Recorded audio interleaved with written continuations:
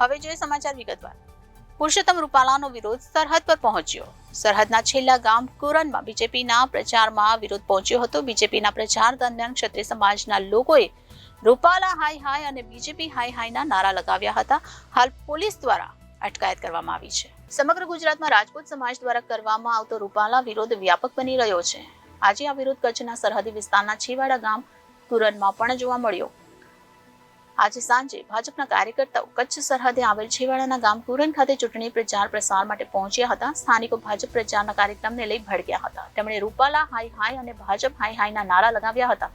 રૂપાલા અને ભાજપના આ વિરોધનો વિડીયો સોશિયલ મીડિયામાં વાયરલ થયો હતો. પુરુષોત્તમ રૂપાલાના વિવાદિત નિવેદનને લઈને ક્ષત્રિય સમાજમાં રોષ જોવા મળી રહ્યો છે. તો કચ્છના ક્ષત્રિય સમાજના લોકો પણ ભાજપના ચૂંટણી પ્રચાર પ્રવાસ દરમિયાન ભાજપના કાર્યકર્તા અને ઉમેદવાર સામે વિરોધ કરી રહ્યા છે.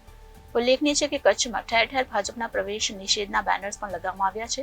ગામના સ્થાનિક લાખાજી સોઢાએ જણાવ્યું હતું કે ભાજપના કાર્યકર્તાઓના પ્રવાસ દરમિયાન આ વિરોધ નોંધવામાં આવ્યો હતો. ત્યારે પોલીસે વિરોધ કરી રહેલા 20 થી 25 જેટલા લોકોની અટકાયત કરી હતી. ક્ષત્રિય સમાજના ગામોમાં ચૂંટણી બહિષ્કાર તેમજ રૂપાલાની ટિકિટ રદ કરવાની માંગ સહિતના સૂત્રોચ્ચાર સાથે વિરોધ કરવામાં આવ્યો હતો.